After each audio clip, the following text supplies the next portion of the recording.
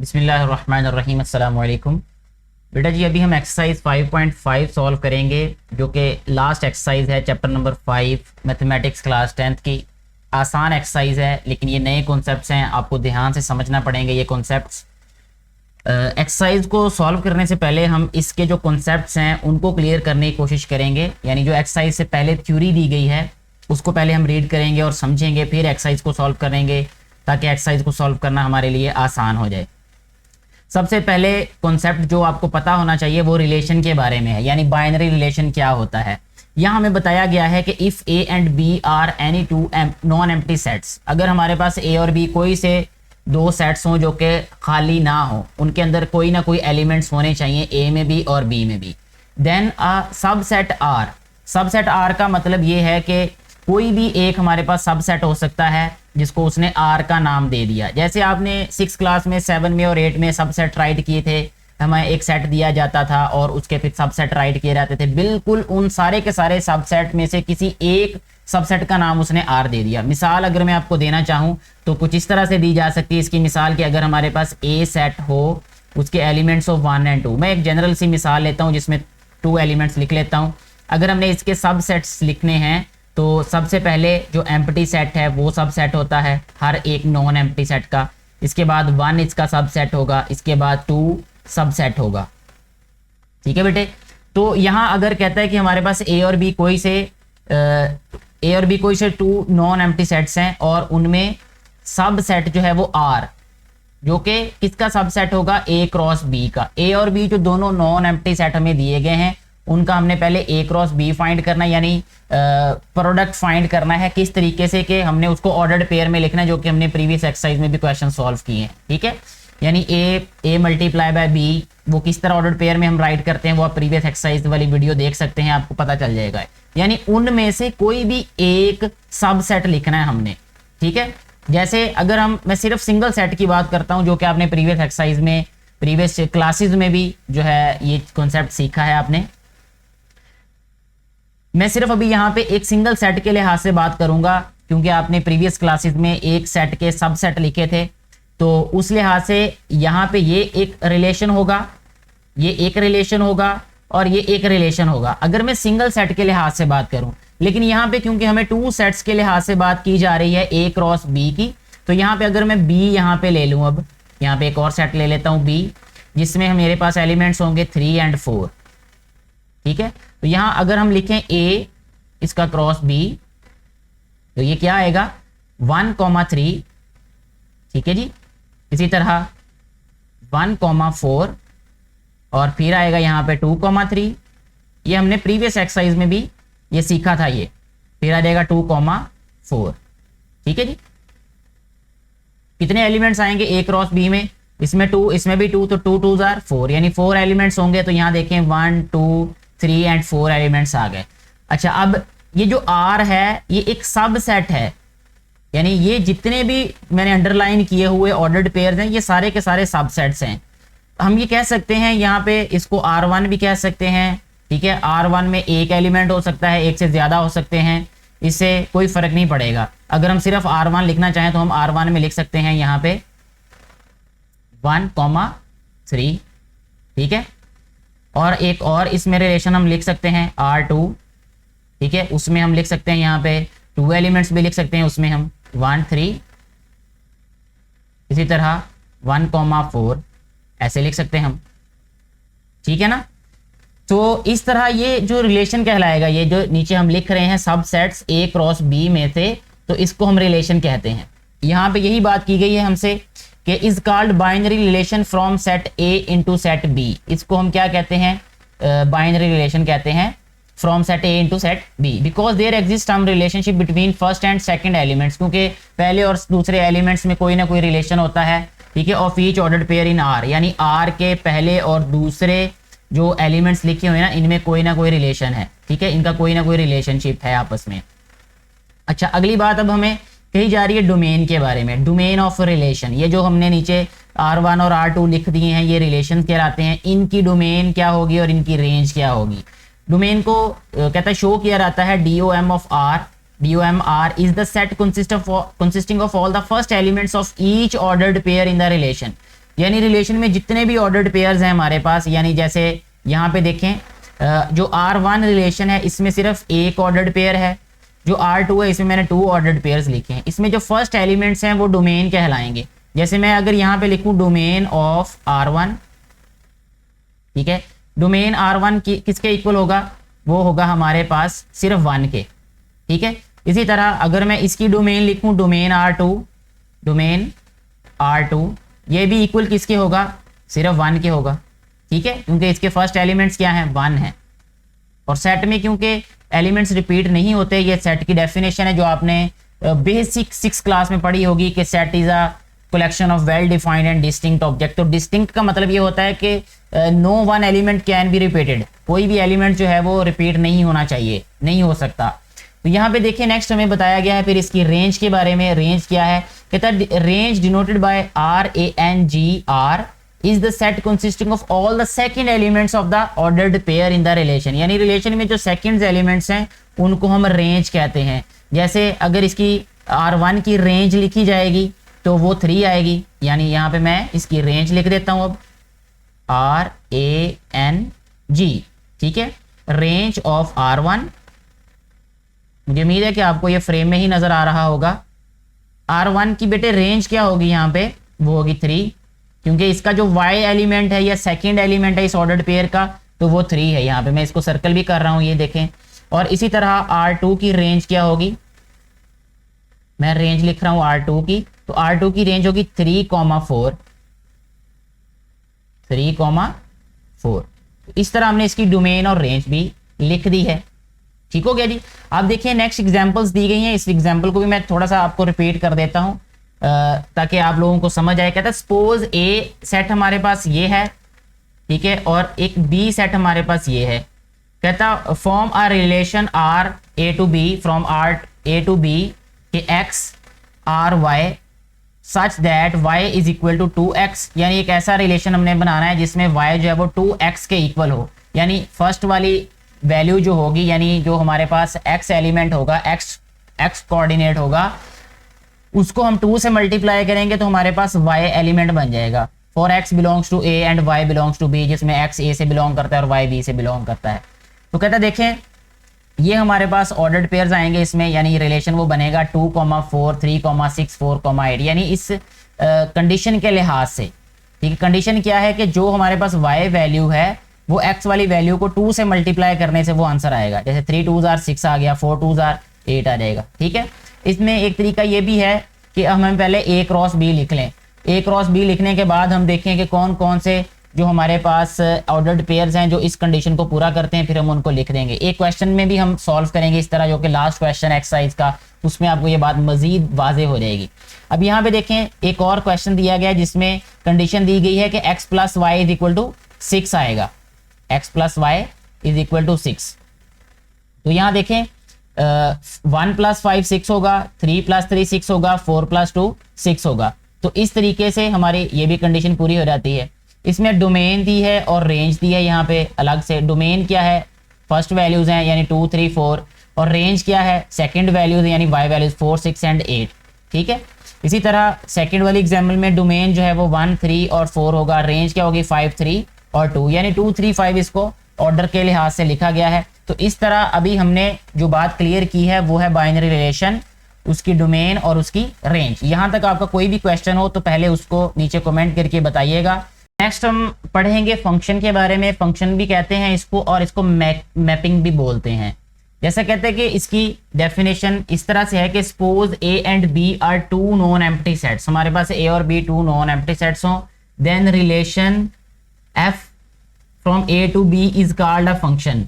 अच्छा, लेकिन ये भी आपने जहन में रखना है कि जो फंक्शन होगा वो रिलेशन जरूर होगा, लेकिन जो रिलेशन होगा उसके लिए जरूरी नहीं है कि वो फंक्शन हो या ना हो। वो कंडीशंस हैं जो अभी हम पढ़ेंगे तभी फंक्शन होगा, अदरवाइज फंक्शन नहीं होगा। अच्छा, कहते हैं कि then relation f from a to b is called a function.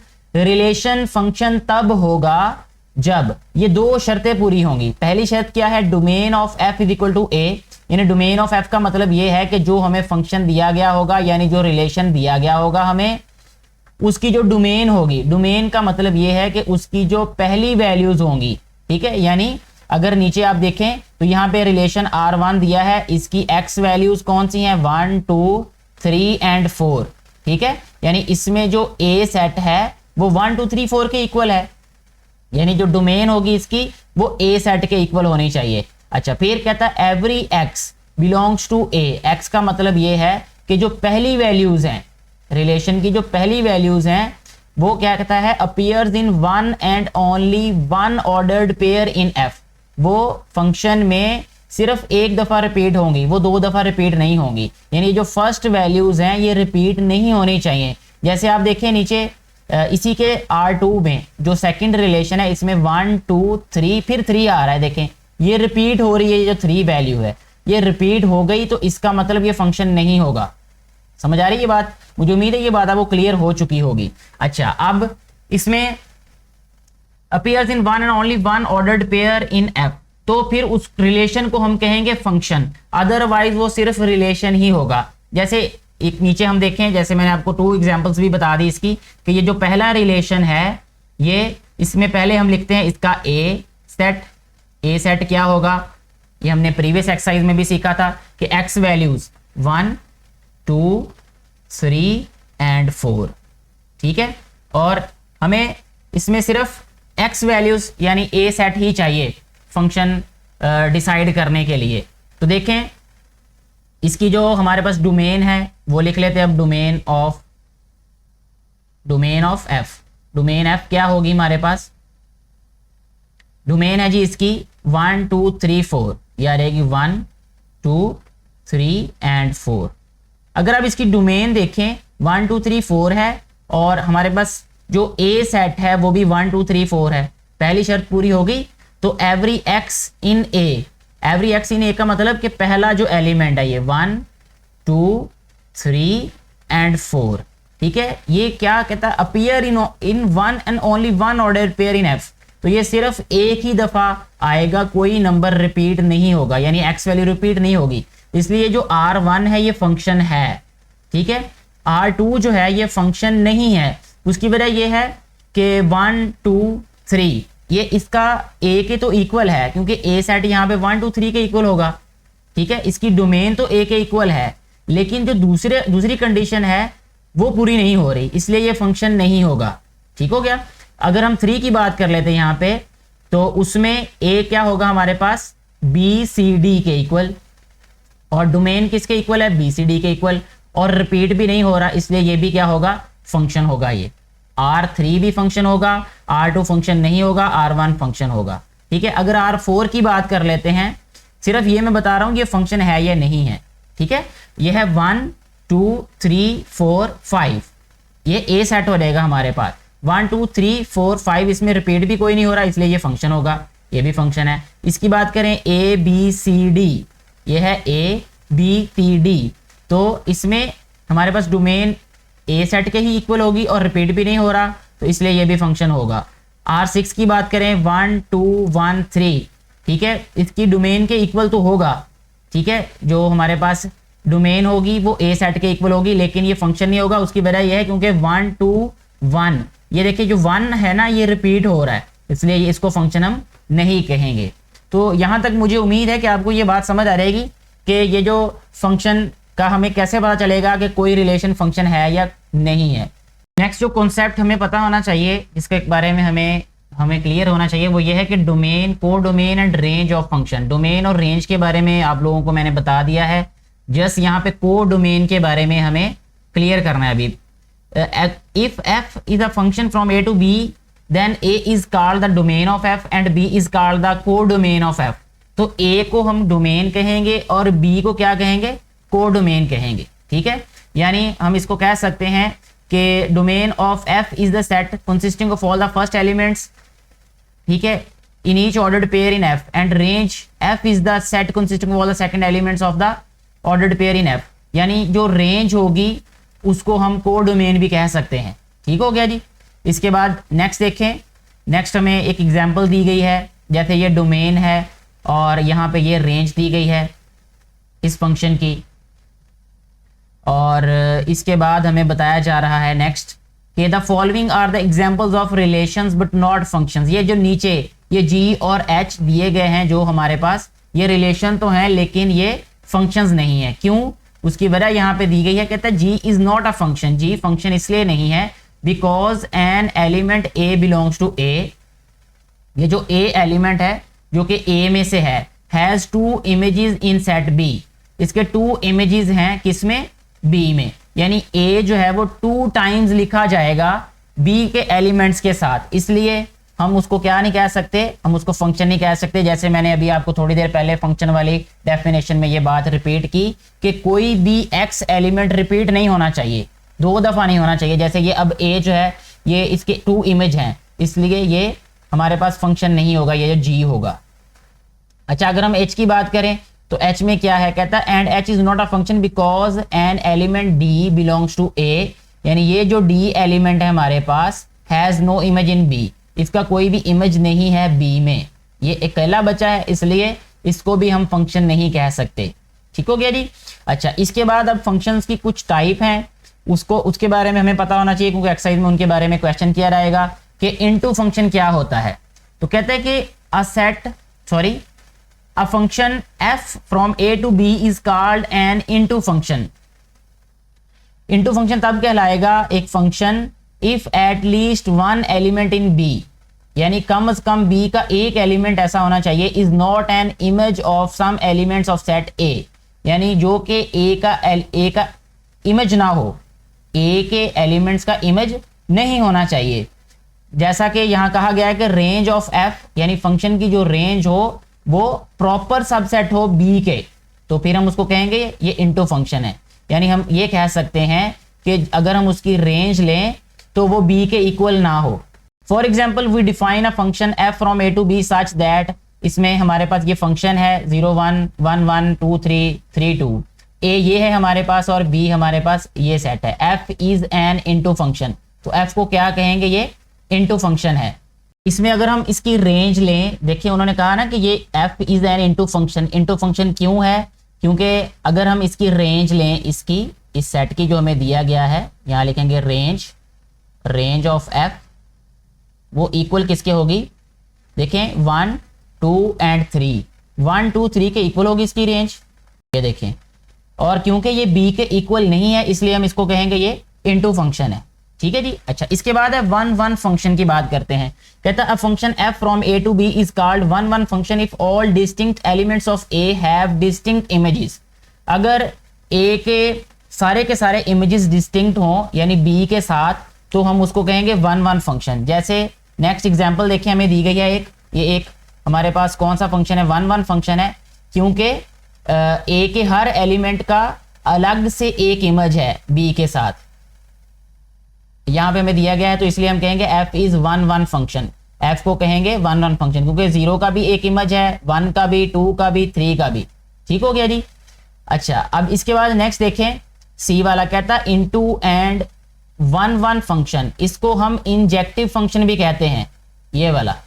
इसके लिए 2 शर्तें पूरी होनी चाहिए कि फंक्शन हमारे पास इनटू फंक्शन होना चाहिए और 1 1 फंक्शन होना चाहिए। इनटू फंक्शन होने के लिए हमारे पास जो रेंज है, यहाँ पे मैं लिख देता हूं, range of function must not be equal to B, यानी जो रेंज होगी ना फंक्शन की वो बी के इक्वल नहीं होगी। और दूसरी बात ये कि फंक्शन 1 1 फंक्शन होना चाहिए, यहाँ पे लिखेंगे 1 1 फंक्शन। अगर रेंज फंक्शन की रेंज बी के इक्वल ना हो और 1 1 फंक्शन हो तो हम उसको कहते हैं इंजेक्टिव फंक्शन। ठीक हो गया जी। इसके बाद देखें जी नेक्स्ट हमें बताया जाता है ऑन टू फंक्शन के बारे में। ठीक है, ऑन टू, और इसको सर्जेक्टिव फंक्शन भी कहते हैं। इसके लिए क्या कंडीशन है, ये क्या डेफिनेशन है इसकी? कहते हैं function f from a to b is called an onto function if every element of set b is an image of set at least 1 element of set a, यानी b का हर एक element a का image होना चाहिए। ठीक हो गया जी। जैसे कहता है range of f is equal to b, जो b की रेंज है वो फंक्शन की जो रेंज है वो b के इक्वल होगी। ये देखें b की जो रेंज है, फंक्शन की जो रेंज है अगर वो b के इक्वल हुई तो वो ऑन टू फंक्शन होगा, और अगर फंक्शन की रेंज b के इक्वल नहीं होगी तो वो इनटू फंक्शन होगा। ठीक है, ये बहुत बेसिक सी इसकी डेफिनेशन और फर्क है इसका। यानी आपने देख लेना है कि अगर हमारे पास जो रेंज है वो बी के इक्वल है तो फिर वो ऑन टू फंक्शन होगा, और अगर रेंज जो है वो बी के इक्वल नहीं है तो फिर इनटू फंक्शन होगा। जैसे एग्जांपल यहाँ पे दी हुई हमें एक फंक्शन दिया हुआ है तो इसको हम कहेंगे ये ऑन टू फंक्शन है, या इसको सर्जेक्टिव फंक्शन भी कह देते हैं। अब है बाइजेक्टिव फंक्शन की बात करते हैं, बाइजेक्टिव फंक्शन और 1-to-1 कोरेस्पोंडेंस। अच्छा जी, कहते हैं कि a function f from a to b is called a bijective function if function f is 1-1 and on to.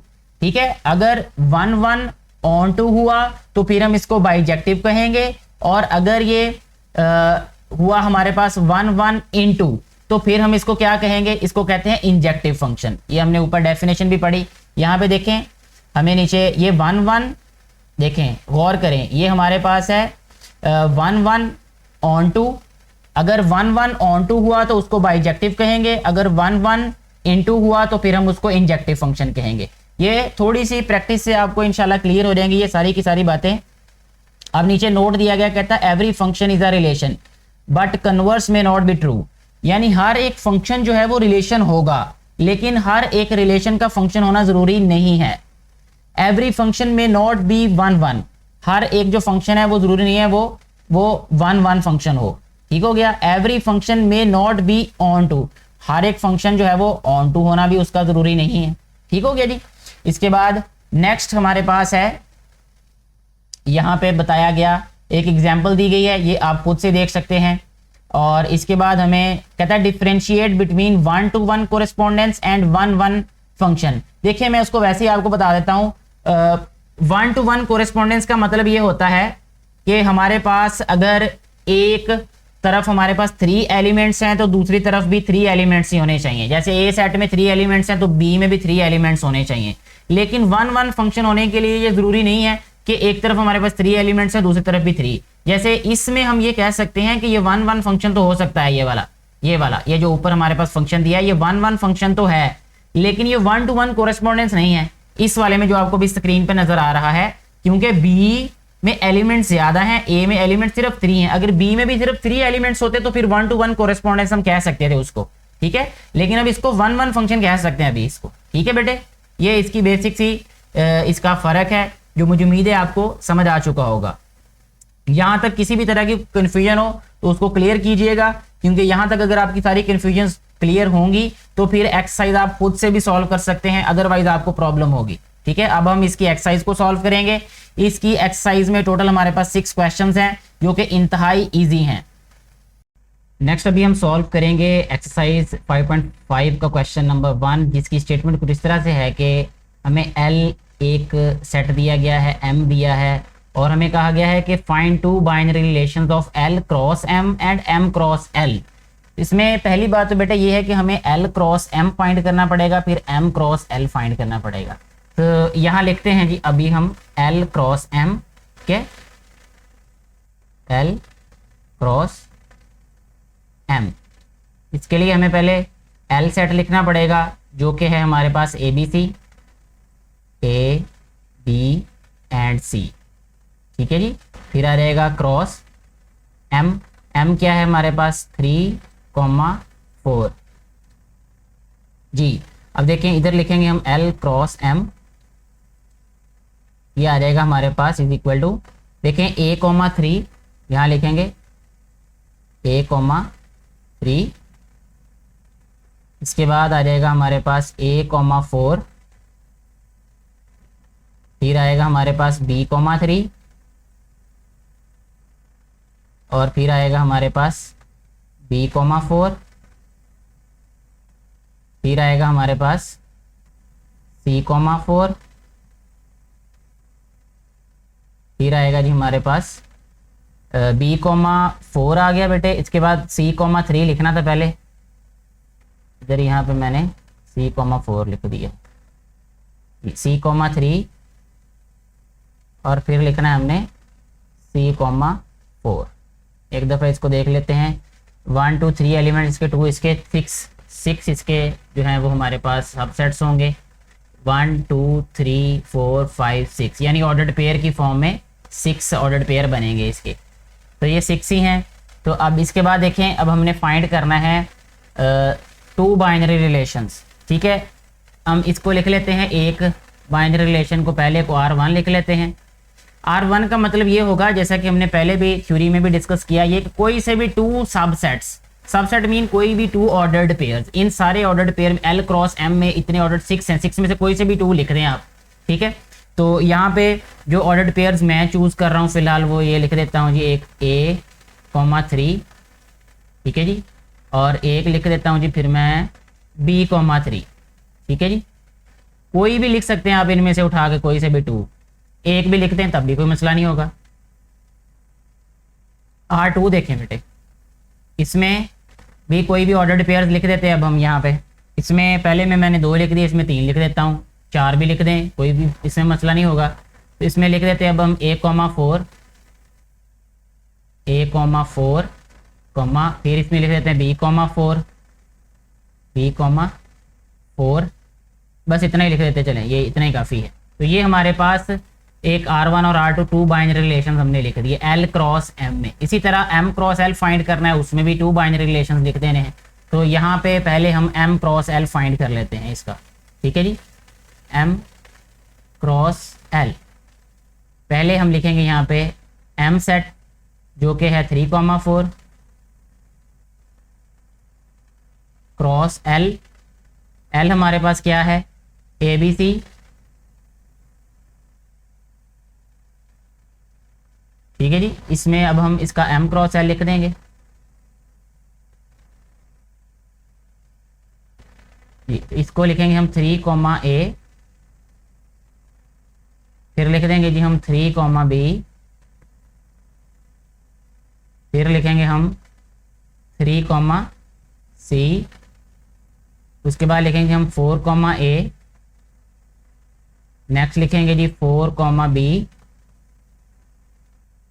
फिर लिखेंगे जी 4,C। अब इसमें हमने लिखना है R1 और R2। R1 इसमें लिख देते हैं हम 3,A, और इसी तरह लिख देते हैं जी 3,B। ये एक रिलेशन लिख दिया, दूसरा रिलेशन लिख देते जी अब हम R2 is equal to 3,C, इसी तरह 4,A, फिर लिख देते हैं जी साथ में 4,B। ये कोई ज़रूरी नहीं है कि 3, 2 और 3 लिखने हैं। ठीक है, आप 1 लिख सकते हैं, इसमें 2 लिख सकते हैं, इसमें भी 1 लिख सकते हैं, असल में रिलेशन ही लिखना है हमने एक। तो ये रिलेशन लिख दिए हैं ये, तो इस तरह हमारा क्वेश्चन नंबर 1 जो है वो सॉल्व हो जाता है।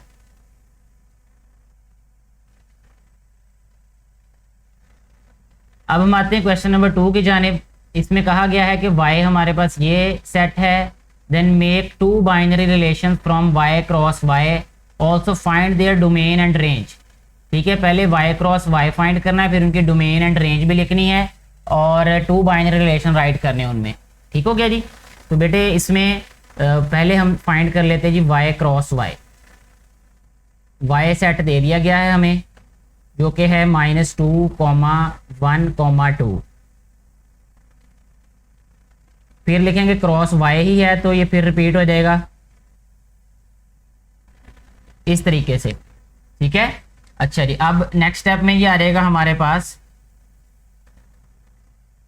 -2, -2 एक ऑर्डर्ड पेयर, -2, 1, फिर आ जाएगा -2, 2, फिर आ जाएगा ये नेक्स्ट 1, -2, फिर आ जाएगा 1, 1, फिर आ जाएगा 1, 2, इसके बाद आ जाएगा 2, -2, फिर आएगा हमारे पास 2, 1, और फिर आ जाएगा हमारे पास 2, 2। ठीक है जी, ये हमारे पास क्या आया है जी y क्रॉस y। ठीक है जी, इसमें से अब हमने टू बाइनरी रिलेशंस लिखने हैं पहले, तो अपनी मर्जी से कोई भी टू बाइनरी रिलेशंस लिख देते हैं। यहाँ पे लिख देते हैं हम R1 is equal to, R1 में हम 2, 3 कितने भी ऑर्डर्ड पेयर्स लिख सकते हैं हम। इसमें मैं लिख देता हूँ -2, और इसके बाद -2, 1, और बस काफ़ी है यही। इसी तरह R2 लिख देते हैं यहाँ पे अपनी मर्ज़ी से ही। इसमें मैं लिख देता हूँ ये वाले 1 -2। इसके बाद लिख देते हैं जी 1 1, फिर लिख देते हैं जी 1 2। ठीक है जी। Also find their domain and range, इसकी डोमेन एंड रेंज भी फाइंड करनी है। तो पहले इधर लिख देते हैं हम डोमेन, ये हालांकि लिखना नीचे चाहिए था मुझे, डोमेन R1। ठीक है, ये इक्वल किसके होगी भला? डोमेन का मतलब होता है एक्स वैल्यूज़ हमारे पास, यानी एक्स वैल्यूज़ या एक्स कोऑर्डिनेट जो कि है ये -2 और -2 है ये। ठीक है, तो इसमें जस्ट हम इधर -2 ही लिखेंगे। इसी तरह रेंज R1 की रेंज क्या होगी? यानी ये y कोऑर्डिनेट -2 एंड 1 हो गई। ठीक है, इसी तरह R2 की डोमेन क्या आएगी यहाँ पे हमारे पास? यहाँ पे लिख देंगे हम domain of R2। Domain R2 क्या आएगी? 1 ही आएगी बस, क्योंकि x कोऑर्डिनेट है ही 1 है। रेंज देखें -2 1 एंड 2, रेंज यहाँ लिख देंगे इसकी, रेंज ऑफ R2 ये आ रहेगा हमारे पास -2 1 एंड 2। ठीक है जी, ये हमने पहले y क्रॉस y फाइंड कर लिया। ठीक है, उसके बाद बाइनरी रिलेशंस लिख दिए 2, और उसके बाद उनकी डोमेन एंड रेंज भी लिख दी। इस तरीके से हमारा ये वाला जो क्वेश्चन नंबर 2 है ये भी सॉल्व हो जाता है। नेक्स्ट हम सॉल्व करेंगे क्वेश्चन नंबर 3 को, जिसमें कहा गया है कि इफ L इस सेट के इक्वल है, M सेट भी दिया गया, then find 2 binary relations in H, L cross L, L cross M, M cross M। ये मुझे उम्मीद है कि ये मुझे आपको समझाने की जरूरत नहीं पड़ेगी, क्योंकि दोनों क्वेश्चंस तो बाइनरी रिलेशन से रिलेटेड ही थे। उसमें L क्रॉस M वही वाला कॉन्सेप्ट है ये, बिल्कुल आपने पहले L क्रॉस M फाइंड कर लेना है। ठीक है, L क्रॉस L फाइंड कर लेना है, M क्रॉस M फाइंड कर लेना है। ठीक है, जैसे पहले आप L क्रॉस L फाइंड करें, उसके बाद उनमें से कोई से 2 बाइनरी रिलेशंस लिख दें, जैसे R1 R2 हमने प्रीवियस क्वेश्चन में भी किए, सॉल्व किए। कोई से भी 2 उठा के आप लिख दें, किसी में एक ऑर्डर्ड पेयर लिख दें, किसी में 2 लिख दें, किसी में 3 लिख दें, आपकी मर्जी है अपनी। ठीक है ना। इसी तरह फिर L क्रॉस M फाइंड करें, उसमें से 2 बाइनरी रिलेशंस लिख दें, फिर M क्रॉस M फाइंड करें, उसमें से जो है वो आप बाइनरी रिलेशंस लिख दें, कोई भी 2। ठीक है, तो नेक्स्ट क्वेश्चन की तरफ चलते हैं अब, क्वेश्चन नंबर 4 की जानिब। उसमें कहा गया है if set M has 5 elements, अगर सेट M के अंदर 5 एलिमेंट्स हैं, then find the number of binary relations in M। M में कितने बाइनरी रिलेशंस जो हैं वो हो सकेंगे, कितने बन सकते हैं, यानी M के सब सेट्स कितने बनेंगे। ठीक है, बाइनरी रिलेशंस के हिसाब से। तो सबसे पहले नंबर ऑफ एलिमेंट्स लिखते हैं यहाँ पे हम, number of elements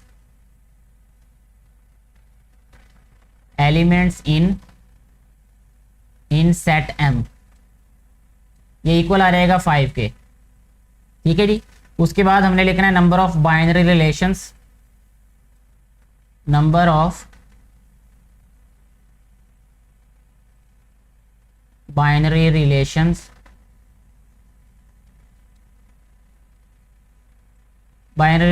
in M। इसके लिए बेटे फार्मूला ये होगा 2 पावर, ठीक है, 5 एलिमेंट्स हैं तो 5 मल्टीप्लाई बाय 5 हो जाएगा ये। ठीक है, तो इसको हम लिखेंगे इज इक्वल टू 2 पावर 5 5 25, यानी 2 पावर 25 इतने जो हैं वो उसमें बाइनरी रिलेशंस होंगे। ठीक है, यानी इतने बाइनरी रिलेशंस में से आप कोई से भी 2, हमसे कहा जाता है कि भाई 2 लिखें या 3 लिखें, अभी बस सिर्फ हमसे 2 3 का ही पूछा जा रहा है, इससे ज़्यादा की तो बात नहीं की जा रही। तो इस तरह हमारा ये वाला क्वेश्चन भी सॉल्व हो जाता है। नेक्स्ट हम क्वेश्चन नंबर 5 की तरफ बढ़ते हैं। क्वेश्चन नंबर 5 में क्या कहा गया है कि इफ़ L M ये सेट बिल्डर फॉर्म में है हमारे पास।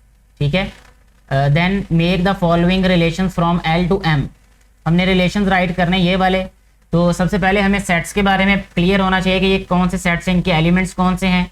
यहाँ L सेट लिखते हैं हम, कंडीशन क्या दी है, x when x belongs to n, यानी हर एक एलिमेंट जो है वो नेचुरल नंबर में से होगा, and x is less than and equal to 5, और x जो है यानी जो नंबर हैं वो 5 के इक्वल हैं और 5 से लेस हैं, यानी नेचुरल नंबर्स 5 तक, 1 2 3 4 एंड 5, ये हमारे पास हो जाएगा एल सेट। इसी तरह अब हम एम सेट भी फाइंड कर लेंगे, जिसके बारे में कहा गया कि y when y belongs to p, p means prime numbers, ठीक है। ऐसे prime numbers which are less than 10, 10 से छोटे प्राइम नंबर्स कौन से होते हैं वो हमने इस सेट में लिख देने हैं। तो प्राइम नंबर स्टार्ट होते हैं 2 से, 2, 3, 5 एंड 7, ठीक है। 7 के बाद 11 होता है विच इज ग्रेटर देन 10, सो हम उसको राइट नहीं करेंगे।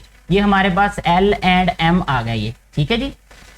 अच्छा बेटे आप देखें कहते हैं then make the following relation from L to M. हमने रिलेशंस लिखने हैं, R1 रिलेशन है L टू M। अब इसमें आप ये भी कर सकते हैं कि पहले L क्रॉस M फाइंड कर लें, ठीक है, या लिखे बगैर भी हम लोग ये अंदाज़ा लगा सकते हैं कि कौन कौन से इसमें हमारे पास एलिमेंट्स आएंगे, ठीक है। एलिमेंट्स मीन कि इसमें कौन कौन से ऑर्डर्ड पेयर्स आएंगे। बेहतर ये है कि आप एक दफ़ा जो है वो L क्रॉस M लिख लें ताकि आपके लिए और आसानी हो जाए। तो मैं यहाँ पे आप लोगों की आसानी के लिए मज़ीद एक दफ़ा यहाँ लिख देता हूँ L क्रॉस M। अच्छा L क्रॉस M मैं इधर डायरेक्टली फाइंड करना शुरू कर दूँगा, ऑर्डर पेड फॉर्म में लिखता हूँ अब ये। अच्छा अब देखें ये बनेंगे जी हमारे पास 1,2, 1,2, उसके बाद 1,3, फिर आएगा हमारे पास 1,5, फिर आएगा हमारे पास 1,7। अच्छा उसके बाद आ जाएगा फिर 2,2, फिर उसके बाद आएगा हमारे पास 2,3 जी। नेक्स्ट आ जाएगा हमारे पास 2,5, फिर आएगा हमारे पास 2,7। इसके बाद आ जाएगा अब हमारे पास 3,2, फिर आएगा हमारे पास 3,3। अच्छा जी नेक्स्ट आ जाएगा हमारे पास 3,3 के बाद आ जाता है हमारे पास 5। अच्छा जी इसके बाद आ जाएगा हमारे पास 3,7। इसके बाद आ जाएगा हमारे पास 4,2। नेक्स्ट आ जाएगा हमारे पास 4,3, फिर आ जाएगा 4,5, फिर आएगा हमारे पास 4,7, फिर आएगा हमारे पास 5,2। नेक्स्ट आ जाएगा हमारे पास 5,3।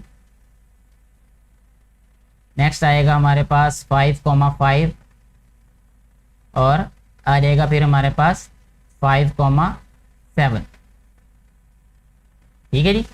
इसमें 5 एलिमेंट्स हैं, इसमें 4 हैं, 20 बनने चाहिए ये हमारे पास। तो काउंट कर लेते हैं 1 2 3 4 5 6 7 8 9 10 11 12 13 14 15 16 17 18 19 एंड 20। तो ये हमने इसके ऑर्डर्ड पेयर्स फाइंड कर लिए हैं, यानी इसको L क्रॉस M फाइंड कर लिया है। अब हम क्वेश्चंस की तरफ आते हैं। बहुत ही ज़्यादा आसानी से हम इसको आंसर करेंगे हर एक क्वेश्चन को। पहला क्या है, उसने कहा R1। R1 में हमने वो ऑर्डर्ड पेयर्स लिखने हैं। देखें बेटे कंडीशन देखें, x y mean ordered pair, x और y ordered pair such that, इस तरह ऑर्डर्ड पेयर लिखने हमने कि जिनमें y is less than x, यानी सारे के सारे वो ऑर्डर्ड पेयर लिखने हैं जिसमें y वैल्यू x से छोटी होगी। y मीन कि जो हमारे पास सेकंड वैल्यू है, ठीक है, y कोऑर्डिनेट x कोऑर्डिनेट से क्या होगा, छोटा होगा, ठीक है। तो उसमें हमारे पास सबसे पहले क्या आएगा 3,2, यहाँ पे हम लिखेंगे 3,2, ठीक है जी। अच्छा उसके बाद देखें 3,2 के बाद आएगा हमारे पास बेटे 4,2, ये लिख देंगे हम। अच्छा जी उसके बाद फिर ये 4,3 भी आएगा, ये वाला, ठीक है जी 4,3। अच्छा उसके बाद देखें क्या आएगा फिर 5,2, क्योंकि इसमें y वैल्यू स्मॉलर है तो यहाँ लिख देंगे 5,2। फिर उसके बाद देखें 5,3, ठीक हो गया जी। 5,3 के बाद कोई भी ऐसा एलिमेंट नहीं है, एलिमेंट मीन ऑर्डर्ड पेयर नहीं है जो हम इसमें लिख सकें, तो ये R1 हमने लिख दिया यहाँ पे। अच्छा ये इसके बाद क्या है, also write the domain and range of each relation, हर एक रिलेशन की डोमेन एंड रेंज भी लिखनी है, ठीक है। तो यहाँ पे हम इसकी लिख देते हैं डोमेन R1, ठीक है जी। डोमेन क्या रहेगी इसकी बेटा देखें 3 4 5, ये 3,4,5 ये इसकी आ गई डोमेन। और इसके बाद अब हम इसकी लिखेंगे रेंज, तो रेंज लिखेंगे तो रेंज आएगी हमारे पास 2 3, 2 एंड 3 आ जाएगी सिर्फ इसकी रेंज। यहाँ लिखेंगे हम range R1 is equal to 2 3 2,3। इसी तरह फिर हमारे पास जो R2 R3 R4 हैं ये सारे के सारे क्वेश्चन ऐसे ही सॉल्व होंगे जैसे हमने ये फर्स्ट वाला पार्ट सॉल्व किया है। R2 में हमने ऐसे ऑर्डर्ड पेयर्स लिखने हैं जो y इक्वल x के हो, यानी दोनों के दोनों इक्वल होंगे। तो देखें किस में हमारे पास कौन कौन से इक्वल हैं, यहाँ पे मैं इनको आइडेंटिफाई कर देता हूँ। ये 2 और 2 इक्वल हैं, ठीक है। इसके बाद देखें 3 और 3 इक्वल हैं, और इसके बाद देखें नेक्स्ट आएगा जी हमारे पास 5 और 5 इक्वल हैं। बस ये 3 ऑर्डर्ड पेयर्स आएंगे इसमें, ठीक है। और इसमें फिर हमने डोमेन और रेंज जो लिखनी है, इसकी डोमेन आएगी 2 3 5, रेंज भी इसकी 2 3 5 आ जाएगी। इस तरीके से हमारा वो वाला पार्ट भी सॉल्व हो जाएगा। फिर जो सेकंड पार्ट है, थर्ड पार्ट में हमने ऐसे ऑर्डर्ड पेयर्स लिखने हैं जिन दोनों को ऐड करें तो आंसर हमारे पास 6 आ जाए, ठीक है। जैसे 1 और 5 6 आ जाता है ये, ठीक है ना। 1 और 5 लिखेंगे, इसको भी मैं हाईलाइट कर देता हूँ ताकि आप जब इसको सॉल्व करें तो आसानी हो जाए। 1 और 5 लिखेंगे फिर हम, ठीक है, R3 वाले में, ठीक है। यह R3 वाला येलो कलर है। अच्छा 1 और 5 लिखेंगे आप, उसके बाद देखें 3 और 3 लिखेंगे फिर उसमें, क्योंकि 3 और 3 भी 6 होते हैं। अच्छा इसके बाद देखें फिर 4 और 2 6 होंगे, ठीक है। इसके अलावा कोई भी ऐसा ऑर्डर्ड पेयर नहीं है जिसको हम ऐड करें और 6 आंसर आ रहा है, तो ये 3 उसमें आ जाएंगे। फिर डोमेन और रेंज इसी तरह लिख देनी है। लास्ट वाला जो पार्ट है इसमें वो है y minus x is equal to 2, यानी ऐसे ऑर्डर्ड पेयर्स लिखने हैं जिसमें हम y कोऑर्डिनेट में से x कोऑर्डिनेट माइनस करें तो 2 आंसर आ जाए। उसमें आ जाएगा 1,3 आ जाएगा। इसको किसी और कलर से मैं हाईलाइट कर देता हूँ, 1,3, क्योंकि 3 - 1 2 होता है। अच्छा इसके बाद आ जाएगा फिर 3 और 5 ये वाला, क्योंकि 5 में से 3 माइनस करें तब भी 2 होता है, ठीक है। इसी तरह फिर आ जाएगा 5,7 ये, ठीक है जी। तो ऐसे हमारे ये सारे के सारे पार्ट सॉल्व हो जाएंगे। मुझे उम्मीद है कि आप ये खुद कर सकते हैं जो मैंने अनसॉल्व छोड़े हैं। आइडेंटिफाई मैंने कर दिया इन ऑर्डर्ड पेयर्स को, और डोमेन और रेंज आप ऐसे ही लिख लीजिएगा कि एक्स वैल्यूज़ को डोमेन में लिखें और वाई वैल्यूज़ को रेंज में लिख लीजिएगा। नेक्स्ट हम आते हैं अपने क्वेश्चन नंबर 6 की जानिब, जो कि लास्ट क्वेश्चन भी है इस एक्सरसाइज का, और साथ ही साथ इस चैप्टर का भी ये लास्ट वाला क्वेश्चन है। अच्छा इसमें पूछा क्या गया है बेटे, इंडिकेट रिलेशंस। इसमें हमने रिलेशन बताना है। अच्छा रिलेशन किसको हम रिलेशन लिखेंगे, जो फंक्शन नहीं होगा उसको हम रिलेशन लिख देंगे, इट्स जस्ट अ रिलेशन। उसके बाद इनटू फंक्शन, ठीक है, इनटू फंक्शन बताना है, 1 फंक्शन बताना है, ऑन टू फंक्शन बताना है, एंड बाइजेक्टिव फंक्शन बताना है from the following. Also find their domain and the range, ठीक है। डोमेन और रेंज भी उनकी बतानी है। डोमेन रेंज आप खुद बता सकते हैं कि एक्स वैल्यूज डोमेन होंगी, वाई वैल्यूज रेंज होंगी, तो ये कोई बताने वाली ज़रूरत नहीं है मुझे दोबारा लिखने की। इसके बाद रिलेशन की बात की जाए तो ये सारे के सारे रिलेशंस हैं जो लिख के दिए, R1 R2 R3 R5 ये जितने भी एंड तक लिखे ये सारे के सारे रिलेशंस हैं ये, ठीक है। अच्छा अब जो फंक्शन नहीं होगा उसको जस्ट रिलेशन लिख दिया जाएगा, ठीक हो गया जी। फंक्शन होने के लिए 2 कंडीशन जरूरी हैं। जो हमने फंक्शन की डेफिनेशन पढ़ी उसी में मैंने यही वाला क्वेश्चन आपको बताया था, उसी से आप देख लीजिएगा। मैंने ये 6 वाले पार्ट तक बता दिया था कि कौन सा फंक्शन है और कौन सा नहीं फंक्शन। जो फंक्शन नहीं होगा उसको हम जस्ट रिलेशन लिखेंगे, ठीक हो गया जी बेटे। अच्छा अब देखें, यहाँ मैं सिर्फ आप लोगों को ये बता दूंगा कि R1 जो है ये कौन सा फंक्शन है, R3 कौन सा है, R4 कौन सा है, इसी तरह जो फंक्शन है ये है कौन कौन से। जैसा कि सबसे पहले R1 है, ये बाइजेक्टिव है ये, ठीक है जी, ठीक हो गया जी। अच्छा जी इसके बाद देखें इसी तरह जो R2 है ये कौन सा फंक्शन है, 1 2 3 और ये फिर 3 आ गया, ये इसको सिर्फ रिलेशन कहेंगे, ये जस्ट रिलेशन है ये वाला, ठीक हो गया जी। इसके बाद अगर हम R3 की बात करें, ठीक है, R3 क्या है, R3 जो है वो ऑन टू फंक्शन है ये वाला, इसको हम लिखेंगे ऑन टू। अच्छा जी अब बात करते हैं R4 की, तो R4 जो है ये भी ऑन टू फंक्शन है। अच्छा मैं यहाँ एक्सप्लेन इसलिए नहीं कर रहा कि ये पहले सारी जो है वो डेफिनेशंस एक्सप्लेन कर दी गई हैं, कौन सा फंक्शन ऑन टू होता है, कौन सा इनटू होता है, कौन सा बाइजेक्टिव होता है, तो आप लोग उसमें खुद क्लियर कर सकते हैं कि आपने देखना है कि रेंज इसकी लेके, ठीक है, अगर तो रेंज B सेट के इक्वल होगी तो फिर वो कौन सा फंक्शन होगा, अगर वो बी के इक्वल नहीं होगा तो फिर कौन सा फंक्शन है, ये सारी डिटेल बता चुका हूँ मैं, रिपीट इसलिए नहीं कर रहा कि फिर बात जो है वो ज़्यादा लंबी हो जाएगी यहाँ पे। अच्छा, इसमें देखें R5 जो है ये कौन सा फंक्शन है, इसको हम कहेंगे बाइजेक्टिव फंक्शन।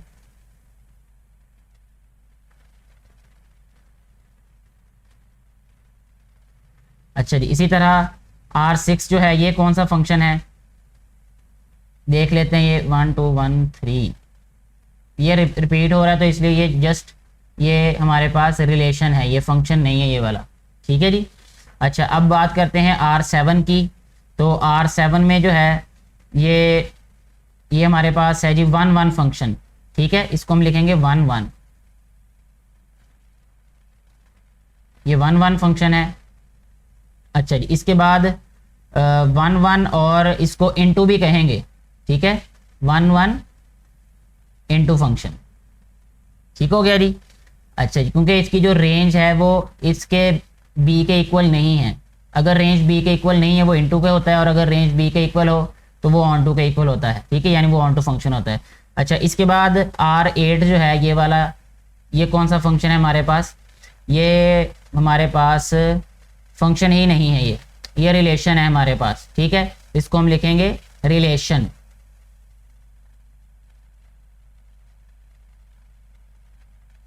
इस तरह हमारी ये एक्सरसाइज कंप्लीटली सॉल्व हो चुकी है।